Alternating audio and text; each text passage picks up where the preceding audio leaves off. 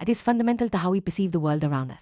Without light, we cannot see anything in a dark room, but as soon as the room is illuminated, objects become visible. This is because light reflects off objects and enters our eye, allowing us to see. During the day, sunlight is the primary source of illumination, helping us observe everything from the smallest details to the grandest landscape. Light interacts with various material, creating fascinating phenomena such as shadow. One of the most basic observations about light is that it travels in straight line. This is evident when a small source of light casts a sharp shadow of an opaque object. The straight line path of light is often represented as a ray. However, when an object is very small, light can bend around it, a phenomenon known as diffraction. This bending challenges the straight line model and introduces the wave nature of light. Over time, scientists discovered that light sometimes behaves like a stream of particles. This chapter, we focus on two key phenomena, reflection and refraction. Reflection occurs when light bounces off surfaces like mirror, while refraction happens when light passes from one transparent medium to another, changing its direction.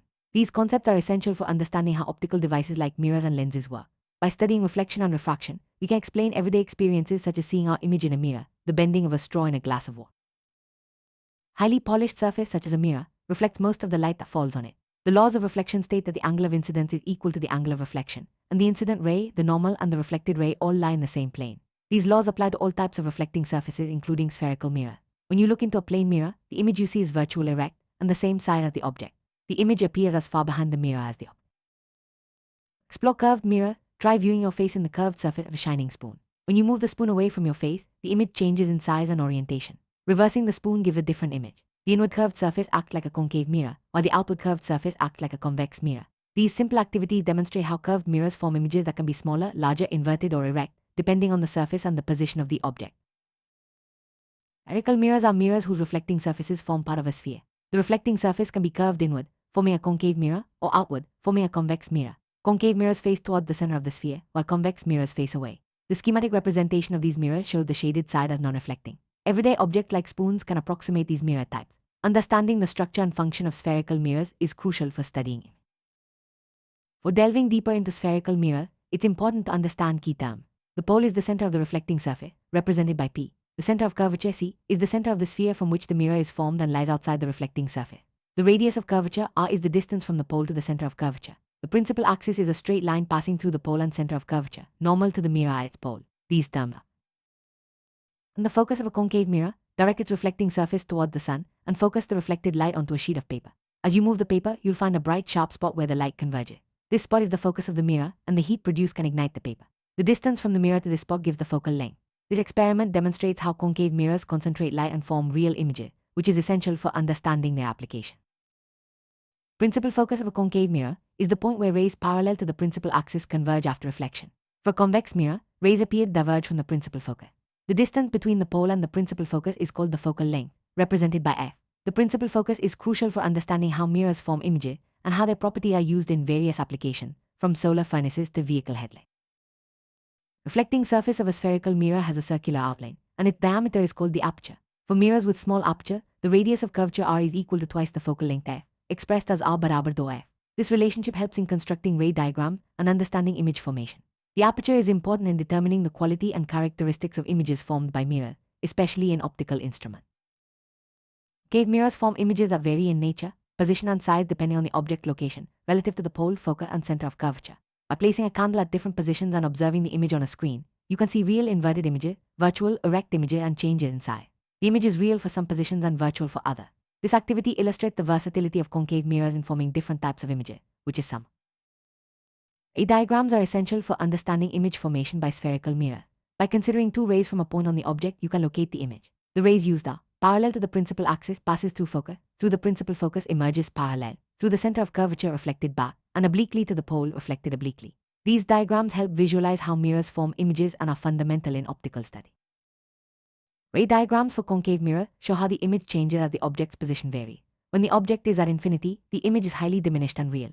At the center of curvature, the image is the same size and real. Between the focus and center, the image is enlarged and real. Between the pole and focus, the image is enlarged, virtual, and erect. These diagrams and observations are crucial for understanding the practical uses of concave mirror.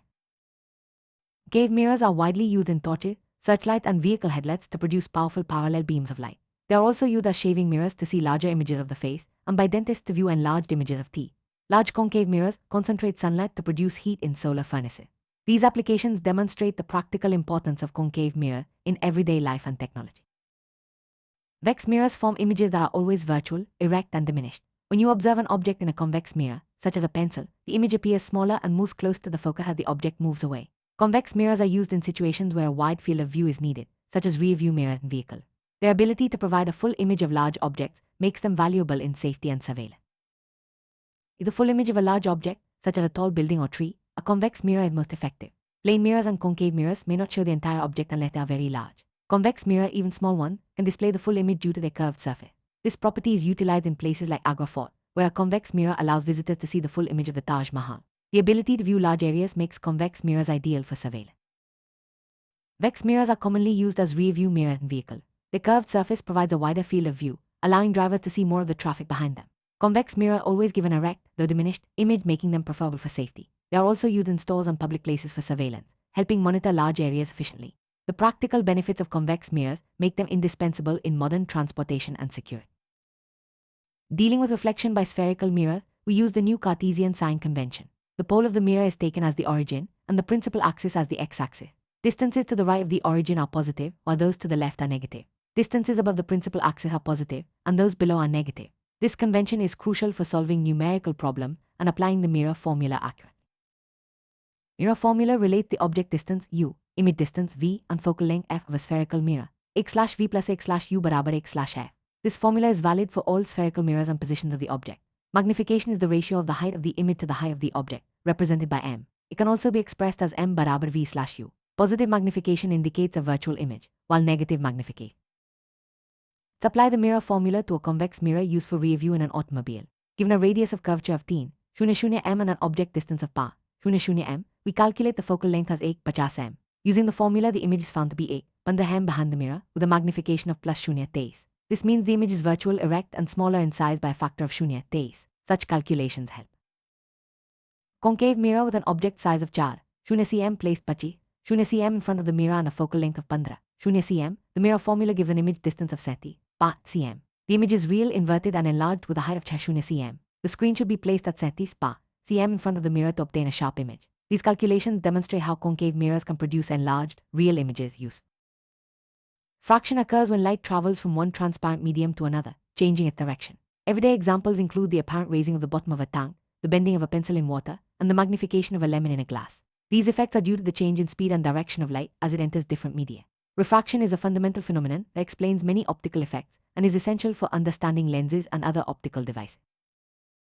Simple activities demonstrate refraction: placing a coin in water and trying to pick it up, or pouring water into a bowl and observing a coin reappear. Drawing a line under a glass slab shows how the line appears bent or raised. These activities reveal that light does not travel in the same direction in all media, and that refraction depends on the property of the materials involved. Observing these effects helps us understand the behavior of light and its interaction with transparent substances. Light passes through a rectangular glass slab. It changes direction at both the air glass and glass air interfaces. The emergent ray is parallel to the incident ray but shifted sideways. This happens because the extent of bending at both surfaces is equal and opposite. Refraction is due to the change in speed of light as it enters different media.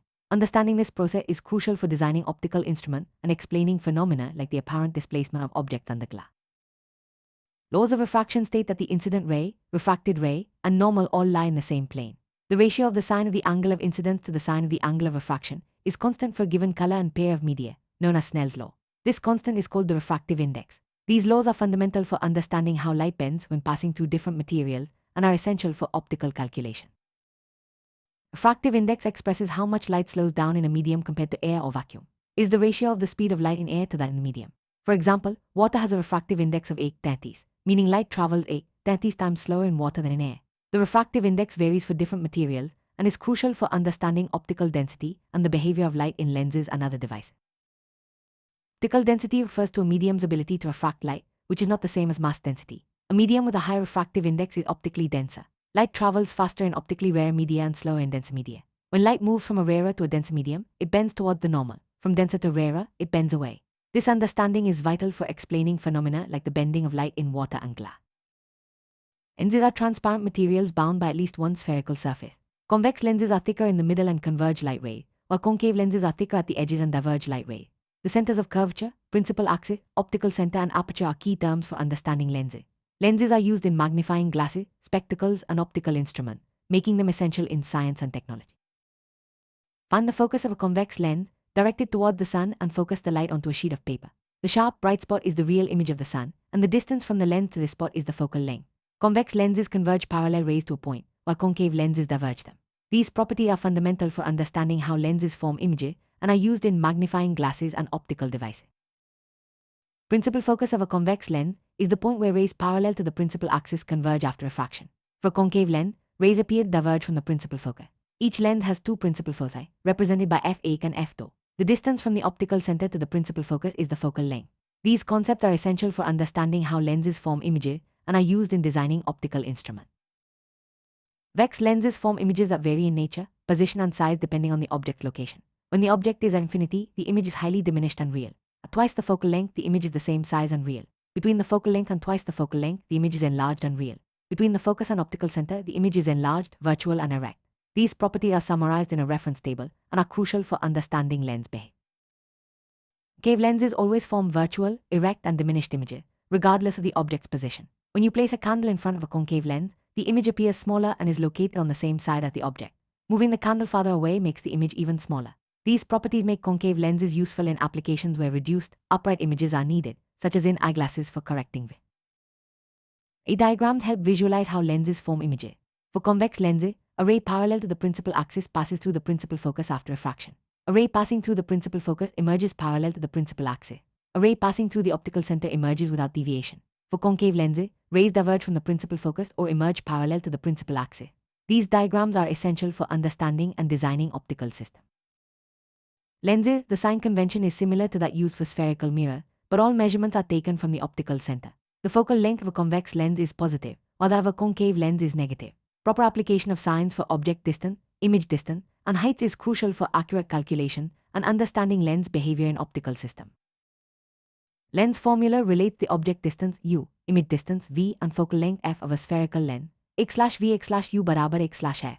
Magnification is the ratio of the height of the image to the height of the object, represented by m. It can also be expressed as m barabar v/u. These formulas are essential for calculating image properties and designing optical devices, from eyeglasses to microscope. Concave lens with a focal length of 15 cm and an image distance of 10 cm, the object should be placed 30 cm from the lens. The magnification is +0, 30, indicating an erect, virtual image that is 1/3 the size of the object. These calculations are important for understanding how concave lenses are used in optical devices to produce reduced, upright images. Convex lens with an object height of 0 cm, focal length of 10 cm, and object distance of 15 cm, the image is real, inverted and enlarged, with a height of 0 cm. The image is formed at a distance of 30 cm on the other side of the lens. These calculations show how convex lenses can produce enlarged, real images, useful in magnifying glasses and optical instruments. However, a lens is the reciprocal of its focal length, represented by p barabar x/f. The SI unit of power is diopter d, where 8 diopter equals the power of a lens with a focal length of 8 meter. The power of a convex lens is positive, while that of a concave lens is negative. Opticians use lens power to prescribe corrective lenses, combining several lenses to achieve the desired magnification and sharpness. Understanding lens power is essential for designing. Multiple lenses are placed in contact, their powers add algebraically. For example, combining lenses of +2, 0d and +0, 25d results in a total power of +2, 25d. This additive property is used in designing lens systems for camera, microscopes and telescopes, allowing for increased magnification and image sharpness. Opticians also use this principle to prescribe corrective lenses for vision correction. Light travels in straight lines, and mirrors and lenses form images that can be real or virtual. Reflecting surfaces obey the laws of reflection, while refracting surfaces obey the laws of refraction. The new Cartesian sign convention is used for spherical mirrors and lenses. Mirror and lens formulas relate object distance, image distance, and focal length. Magnification is the ratio of image height to object height. The power of a lens is the reciprocal of its focal length. Raw materials can be used to make lenses. Water, glass, and plastic are suitable because they are transparent, allowing light to pass through and refract. Clay, however, is opaque and cannot be used for lens making. Understanding material properties is important for designing effective optical devices and ensuring proper light transmission and refraction.